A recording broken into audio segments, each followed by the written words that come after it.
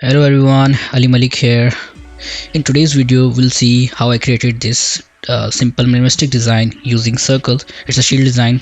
So in the upcoming video, we will animate this logo in After Effects. So stay tuned for that as well.